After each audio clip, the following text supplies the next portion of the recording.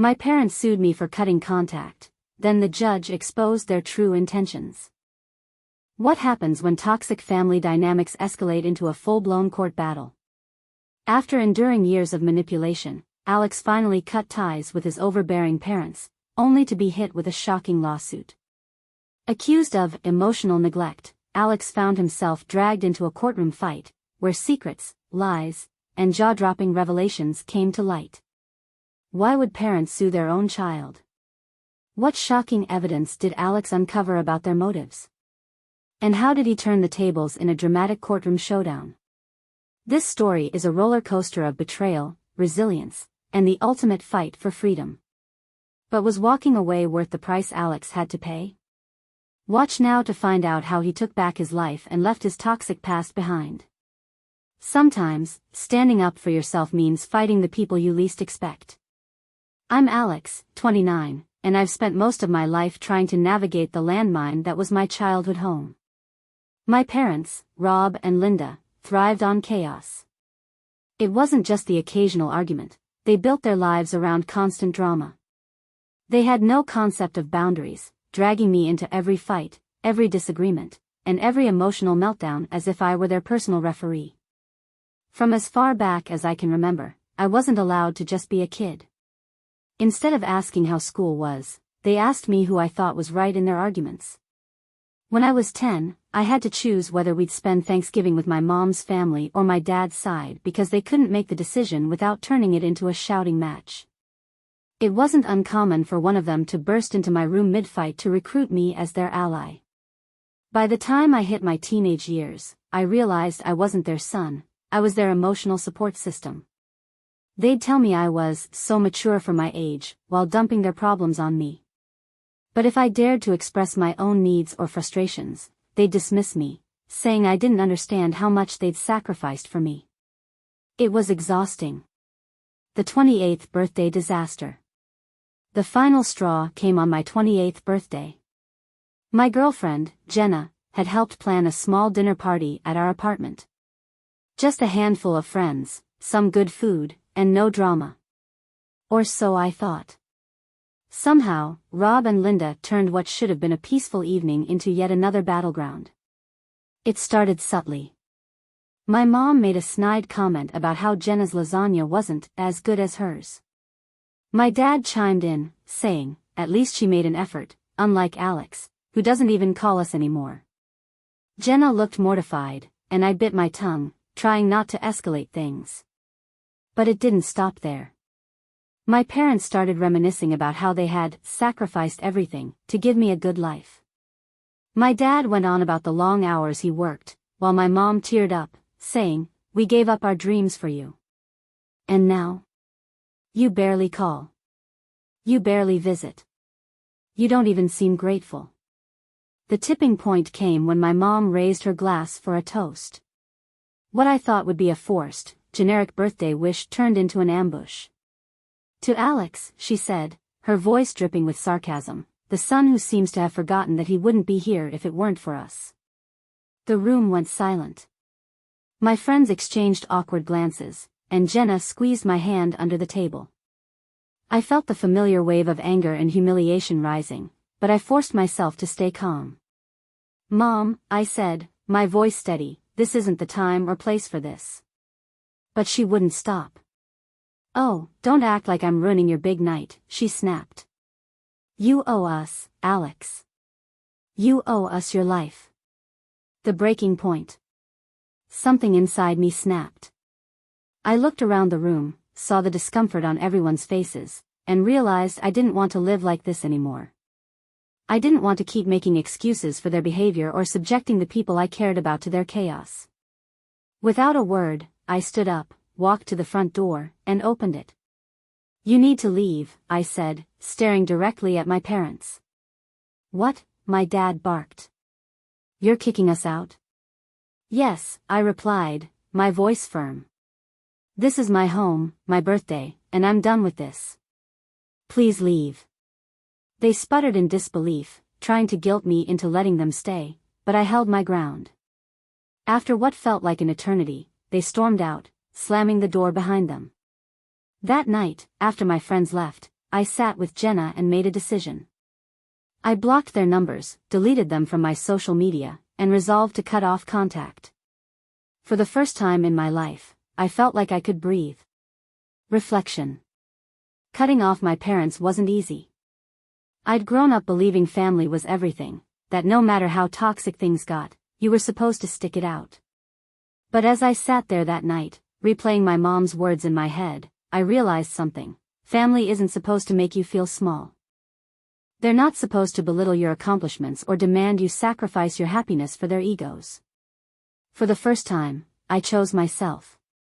And while I didn't know what the future held, I knew one thing for sure: I wasn't going to let their chaos control me anymore. After cutting off contact with my parents, Rob and Linda, I expected them to lash out, but I wasn't fully prepared for just how far they'd go. At first, they used guilt as their primary weapon, employing mutual acquaintances as their unwitting messengers.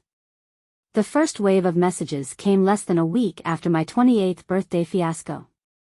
My cousin Sarah texted me, saying, "Your mom's been crying non-stop since the party. She's heartbroken, Alex. You should really call her." Then came a call from Uncle Joe. "Your dad's a wreck. He hasn't slept in days, and he's worried sick about you." I almost laughed at the absurdity. They were portraying themselves as victims of my decision while conveniently ignoring the years of emotional manipulation that led to it.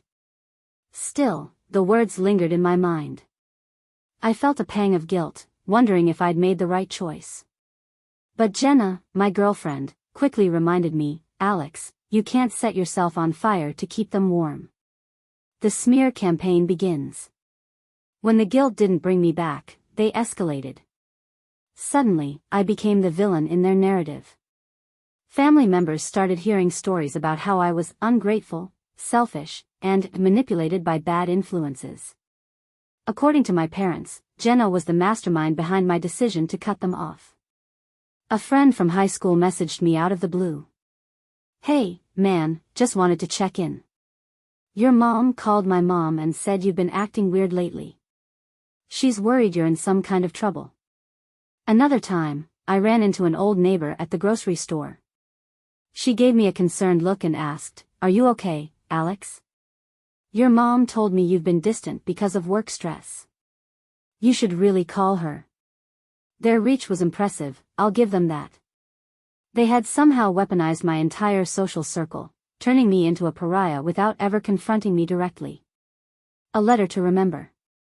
One day, I received a handwritten letter in the mail. The envelope was thick, stuffed with pages written in my mom's elegant script. I opened it hesitantly, bracing for impact. The letter began innocently enough, with my mom reminiscing about my childhood. She mentioned how I used to love drawing as a kid and how she still kept some of my crayon sketches. But as I read on, her tone shifted dramatically. "We've sacrificed everything for you," she wrote. "We gave you the best years of our lives, and this is how you repay us. Cutting us off like we mean nothing? What kind of son does that? Do you even have a conscience, Alex?" The final paragraph was the kicker: "If you think you can survive without family, you're wrong. You'll regret this decision, and when that day comes, don't expect us to welcome you back with open arms." I folded the letter and set it aside. Any lingering guilt I felt vanished. Their love was conditional, transactional. I was only valuable to them if I played the role they demanded. The community backlash. Their campaign didn't stop at family and friends, it spilled into the wider community. At the church my parents had attended for years, they painted me as a lost sheep who had turned his back on the family that raised him.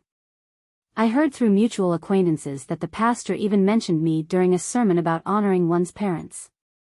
Meanwhile, Jenna's parents, who were on good terms with mine before the fallout, started receiving concerned calls. "Do you know what Alex is putting Rob and Linda through?" one message asked. Another accused Jenna of driving a wedge between me and my family. Jenna, ever the realist, told me, "This isn't about you as a person, Alex. It's about control. They can't stand that they've lost it, so they're trying to make everyone else think you're the bad guy." A glimmer of doubt. I'd like to say I was completely immune to their tactics, but that wouldn't be true.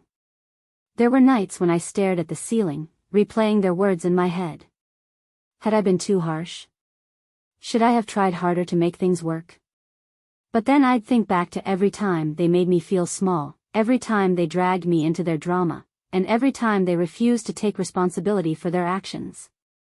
Cutting them off wasn't an act of cruelty, it was self-preservation. Holding the line. As the months passed, the messages and whispers began to slow. Some family members, tired of being caught in the crossfire, stopped relaying my parents' guilt-laden messages. Others quietly admitted they understood why I had cut them off but didn't want to get involved. For the first time in my life, I felt a sense of peace. My days weren't consumed by their chaos, and my mind wasn't weighed down by their endless demands. I finally had room to breathe. But deep down, I knew this wasn't the end. Rob and Linda weren't the type to let go quietly. They thrived on conflict, and if I wasn't going to come back willingly, they'd find another way to pull me into their drama. I just didn't realize how far they were willing to go. Months after I cut off contact with my parents, an email landed in my inbox that stopped me in my tracks. The subject line read, "Final warning." My curiosity got the better of me, and I clicked. The email, written in my mom's overly formal tone, read like a passive-aggressive legal notice. "We have exhausted all efforts to reach out to you, Alex. Your continued silence is deeply hurtful and unacceptable. If you do not resume communication with your family immediately, we will have no choice but to pursue serious consequences." I blinked at the screen, dumbfounded. They accused me of being emotionally abusive for cutting off contact and demanded that I fulfill my familial obligations. It ended with a chilling line: "Failure to comply will leave us no choice but to seek legal recourse." At first, I laughed. Who sues their own child for not wanting to talk to them? It sounded so absurd that I dismissed it as another manipulation tactic. But as the days turned into weeks, I realized they were dead serious. The legal bombshell. A month later, I came home from work to find an envelope from a law firm in my mailbox. My heart sank. Inside were official court papers. My parents were suing me for emotional damages and attempting to establish legal grounds to force communication. The lawsuit claimed I had caused them severe emotional distress by cutting them off and accused me of neglecting familial duties. They even included a dollar amount: $100,000 in damages for therapy bills, missed family gatherings, and the emotional pain of being ignored by their only son. I sat there on my couch, staring at the papers in disbelief. My parents had weaponized the legal system to drag me back into their chaos. Finding legal help.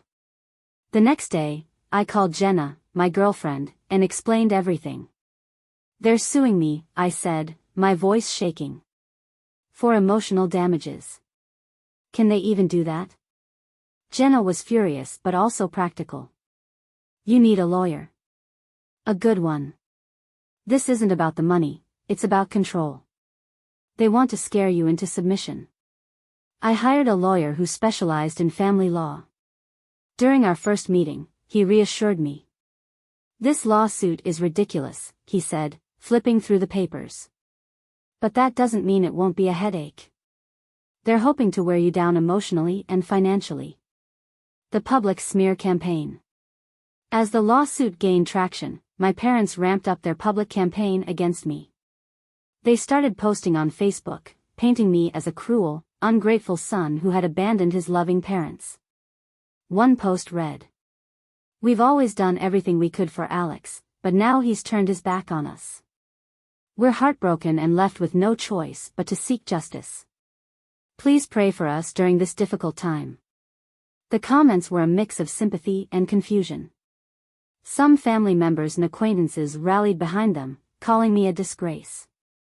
Others messaged me privately, saying they couldn't believe what Rob and Linda were doing. Preparing for court.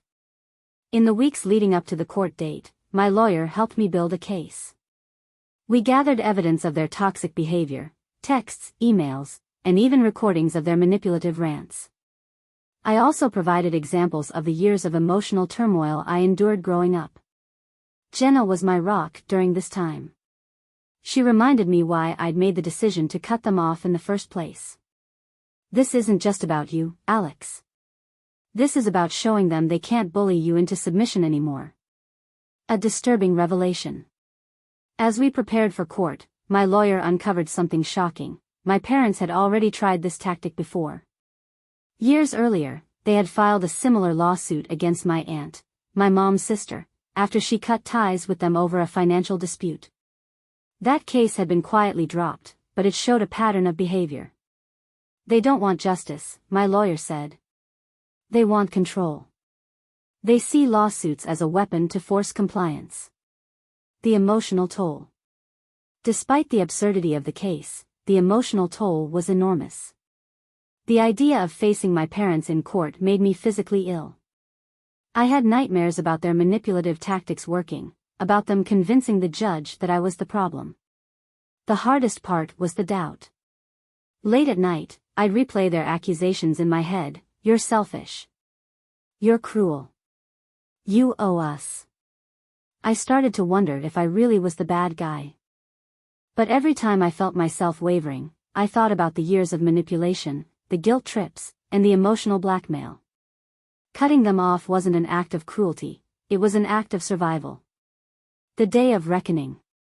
The court date loomed closer, and I steeled myself for what was to come. My parents thought they could drag me back into their toxic orbit through fear and intimidation. But I wasn't that scared, compliant kid anymore. As I reviewed the evidence with my lawyer one last time, I felt a spark of hope. For the first time, I had the upper hand. This wasn't just a legal battle, it was a chance to finally stand up to them and say, enough is enough. I walked into that courtroom determined to win, not just for myself but for the peace and independence I had fought so hard to achieve. The courtroom felt colder than it should have that day, and I wasn't sure if it was the air conditioning or the weight of the moment. My lawyer, Michelle, a sharp and unrelenting advocate, had prepared me for this, but nothing could erase the unease in my stomach as I sat across from my parents, Rob and Linda. They looked so put together. My dad wore a suit I didn't even know he owned, and my mom dabbed her eyes with a tissue, already playing the role of the wounded parent. When the judge called the session to order, my mom immediately burst into tears. Your Honor, she said between sobs, we're just two loving parents who've been abandoned by our son for no reason. He won't return our calls, won't visit, and has cut us out of his life entirely. We're heartbroken. Their performance. They started with old photos and texts, plastering them across the courtroom projector as if they were exhibits at a family slideshow. There was a picture of me smiling at a birthday party from years ago. Then, a screenshot of a text I sent in my early 20s, saying, "Thanks for everything, Mom and Dad. Love you." They painted a picture of a happy family, loving parents and a grateful son, until one day, I inexplicably turned on them. My dad took the stand, his voice trembling with faux emotion. "We've done everything for Alex," he said. "Sacrificed for him, supported him, and this is how he repays us? Cutting us out like we don't exist? It's cruel." I could feel the eyes of the courtroom on me, judging me. But my lawyer, Michelle, gave me a reassuring nod. She was ready to counter every piece of their fabricated narrative. Our case. When it was our turn, Michelle didn't hold back. She began with the documentation I had spent months compiling. Text messages where they berated me for not spending enough money on them or missing a single family event. Emails where they guilt me for being selfish and compared me unfavorably to other relatives. Voicemails full of yelling, threats, and manipulation when I didn't immediately comply with their demands. Michelle laid out the timeline of my decision to cut contact, showing how their behavior had escalated over the years, leading to the breaking point on my 28th birthday. The turning point. The pivotal moment came when Michelle introduced evidence that went beyond emotional abuse. She revealed how my parents had tried to sabotage my career. Your Honor, she began, holding up a printed email. This is an email Alex's mother sent to his employer. In it, She falsely accused him of stealing company funds and being mentally unstable. The intent was clear: to destroy his credibility and cost him his job. The courtroom gasped. My mom's face went white, and she whispered something frantically to her lawyer. "This is the kind of behavior Alex has endured for years," Michelle continued. "When guilt didn't work, they resorted to outright sabotage. My parents tried to deny it, claiming the email was taken out of context, but the damage was done. Their image as the heartbroken victims began to crumble. Their desperation. As the trial continued, my parents became more desperate. My dad accused me of planting the email, while my mom claimed I had been brainwashed by my friends and therapist. They argued that therapy had turned me against them, despite the fact that I had started therapy specifically to deal with their toxicity. They even called on a family friend as a character witness, but Michelle quickly dismantled their testimony by pointing out their limited involvement in our lives. "Were you present during these alleged moments of family harmony?" she asked. "No, but I've known Rob and Linda for years, and they're good people," the witness stammered. Michelle smiled coolly. "Good people don't sabotage their children's careers or sue them for emotional damages." The judge's reaction.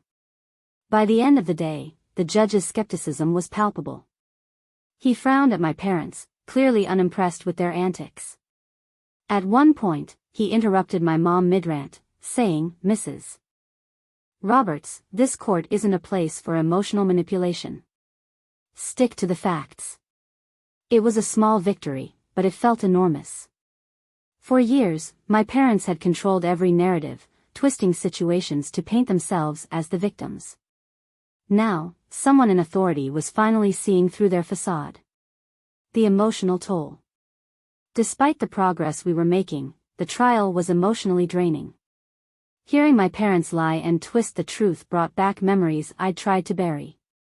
I sat in the courtroom, fists clenched under the table, reliving every argument, every guilt trip, every moment I doubted myself because of them. Jenna, my girlfriend, was my anchor.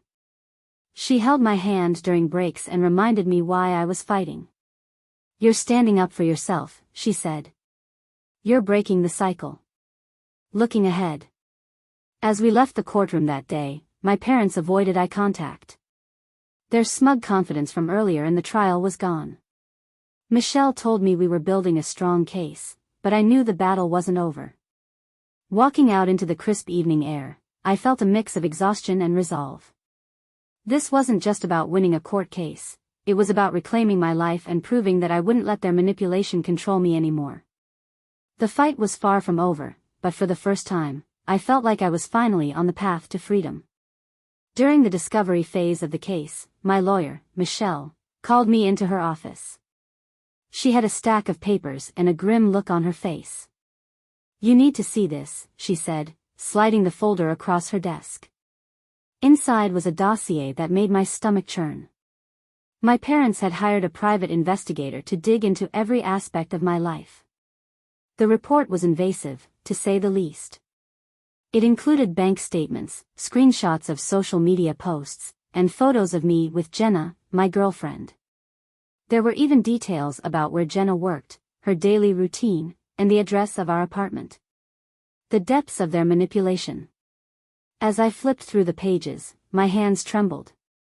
My parents hadn't just filed a lawsuit out of spite, they were actively trying to dismantle my life.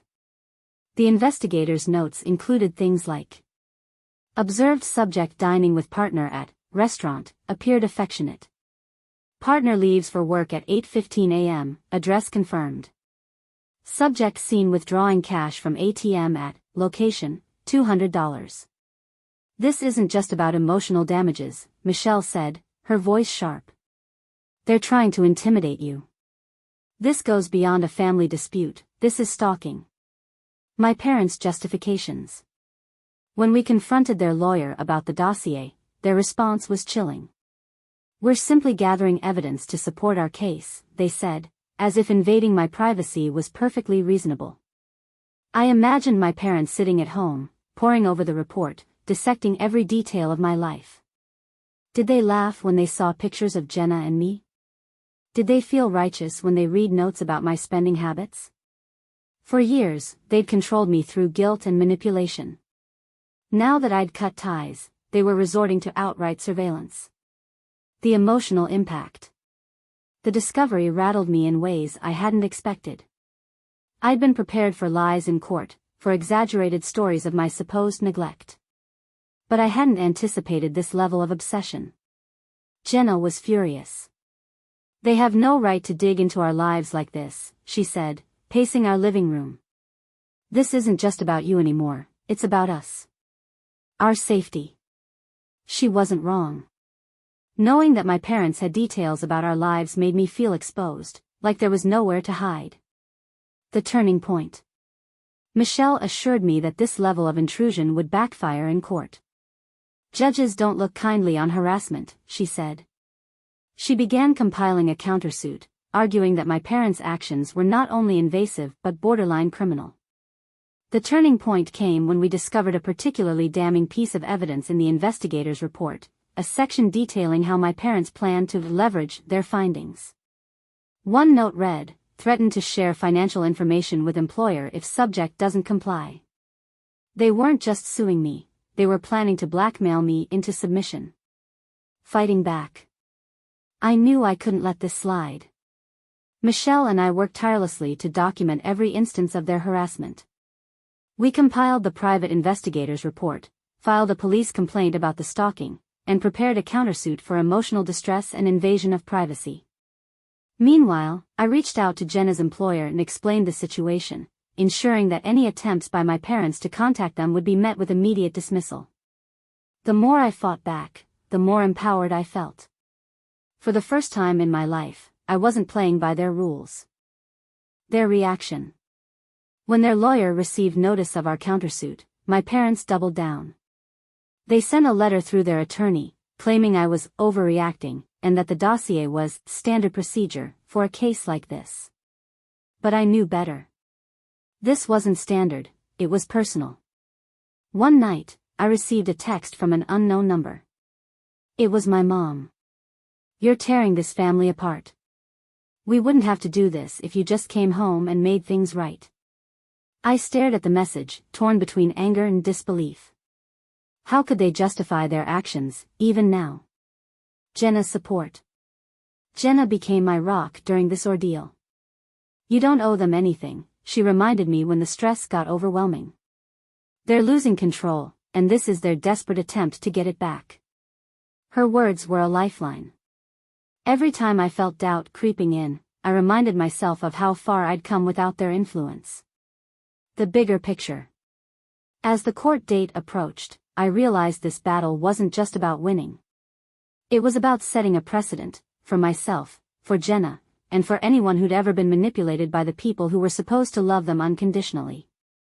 I wasn't just fighting for freedom from their control, I was fighting to reclaim my narrative, my peace, and my future. For the first time in years, I felt like I was no longer the scared kid stuck in their web. I was the one holding the strings now, and I wasn't going to let go. The day of the court hearing was overcast, and the air in the courtroom felt heavy. I sat at the plaintiff's table beside Michelle, my lawyer, while my parents occupied the opposite side, flanked by their legal team. They looked smug, confident, as though their years of manipulation would work in their favor yet again. But I wasn't the scared kid they could push around anymore. Breaking down the case. Michelle started with a calm but relentless approach, dismantling their claims one by one. She began by highlighting the absurdity of suing an adult child for emotional damages. "Your Honor, the plaintiffs claim my client abandoned them without cause. Yet, we have ample evidence to prove otherwise." Michelle pulled out printed messages from my parents, dated months before I cut them off. In one, my mom wrote, "After everything we've done for you, you owe us. Don't think you can just walk away." Another text from my dad read, "You'll regret this decision. We'll make sure of it." The judge raised an eyebrow. "Care to explain these?" he asked, turning to my parents. My mom stammered, "Those messages were taken out of context. We were hurt and acting out of love." Michelle didn't miss a beat. If this is love, I'd hate to see what coercion looks like. The PI report backfires. Then came the piece de resistance, the private investigator's report. Michelle handed copies to the judge and opposing counsel, highlighting the invasive details they had gathered about my life. She argued, this dossier isn't evidence of concern. It's harassment. Tracking his movements, documenting his finances, and compiling information on his partner served no legitimate purpose. It's a blatant attempt to intimidate and control my client. The judge's expression darkened as he flipped through the pages. My parents' lawyer tried to spin it as necessary for their case, but the damage was done. Cross-examination bombshell. The turning point came during my dad's cross-examination. Michelle asked, Mr. Robson, is it true that your ultimate goal isn't monetary compensation but to force Alex back into contact with you? He hesitated, glancing at my mom, who was visibly squirming in her seat. We just want him back in the family, he finally admitted, his voice barely above a whisper. The courtroom fell silent. Even their lawyer looked stunned. The judge leaned forward, his tone icy. So this lawsuit isn't about emotional damages. It's about coercion. My parents' facade crumbles. From there, the momentum was on our side. Michelle presented a timeline of events, starting from my decision to cut contact to their escalating attempts to guilt and manipulate me. Each piece of evidence painted a clear picture. This lawsuit wasn't about love or concern, it was about control. She concluded, my client made a healthy decision to distance himself from a toxic environment. The plaintiffs have used every tool at their disposal to drag him back, including this frivolous lawsuit. It's not just baseless, it's malicious. My parents' faces turned beet red. The judge's verdict. The judge didn't mince words in his closing remarks. This court does not exist to enforce family relationships. It's clear that the plaintiff's actions are rooted in manipulation, not genuine harm. The evidence of harassment is overwhelming. I'm dismissing this case with prejudice. He paused, then added, Mr. and Mrs. Robson, I strongly suggest you reflect on how your behavior has contributed to this estrangement. Forcing someone into a relationship through legal threats is not the answer. The gavel struck, and just like that, it was over. The aftermath. As we left the courtroom, my mom called out, Alex, wait. Please don't do this to us. I turned to face her, my voice steady. I didn't do this to you. You did this to yourself. My dad tried to interject, but Michelle stepped in, her voice firm. This matter is closed. Any further harassment will result in additional legal action. They watched in silence as Jenna and I walked away, hand in hand. What I learned. That night, I sat on the couch with Jenna, sipping wine and reflecting on the day. For the first time in years, I felt a weight lift off my shoulders. I wasn't just free from the lawsuit, I was free from their control. I realized something profound. I wasn't obligated to keep toxic people in my life, even if they were family. Boundaries weren't just a defense mechanism, they were a declaration of self-respect. And for the first time, I felt like I was truly living for myself. The courtroom was silent as the judge delivered his ruling. The court dismisses this case with prejudice. Furthermore, the plaintiffs are ordered to cover the defendant's legal fees. Any further attempts at harassment will result in restraining orders. The gavel struck, and I exhaled a breath I didn't realize I'd been holding. The weight of months of stress and fear lifted in an instant. My parents sat frozen, their smug confidence replaced by shock and humiliation. As I walked past them, my mom hissed through clenched teeth, "You've ruined us, Alex." I paused, meeting her glare with calm resolve. "No, Mom. I just stopped letting you ruin me."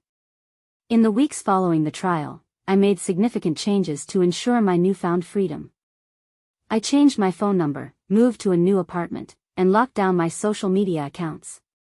I even informed my employer about the situation, ensuring there would be no way for my parents to interfere with my professional life. Word of the lawsuit spread quickly among family and friends. My parents, once revered as the victims of an ungrateful son, now faced growing scrutiny. Relatives who had previously sided with them began reaching out to me, apologizing for their misplaced judgment. "I had no idea it was this bad," one cousin admitted. "For the first time, I felt seen and supported by those who genuinely cared about my well-being." Rebuilding my life. With my parents out of the picture, I focused on building a life filled with peace and positivity. Jenna, my partner, was my rock throughout the ordeal. Her unwavering support reminded me that family isn't defined by blood, it's defined by love, respect, and mutual care. I started therapy to unpack the years of manipulation and guilt, finally addressing the deep scars my parents' behavior had left. It wasn't easy, but each session felt like peeling away another layer of pain, revealing a stronger, more self-assured version of myself. Lessons learned. Looking back, I realized the lawsuit wasn't just about cutting ties, it was about reclaiming my identity and self-worth. My parents had tried to drag me back into their toxic world, but standing my ground proved that I was no longer their pawn. Moral of the story. Sometimes, the people who should protect you can be the ones who hurt you the most. Cutting ties with toxic family members is never easy, but it's often necessary for your own well-being. Standing up for yourself is the ultimate act of self-love, even when it means walking away from those who refuse to respect you.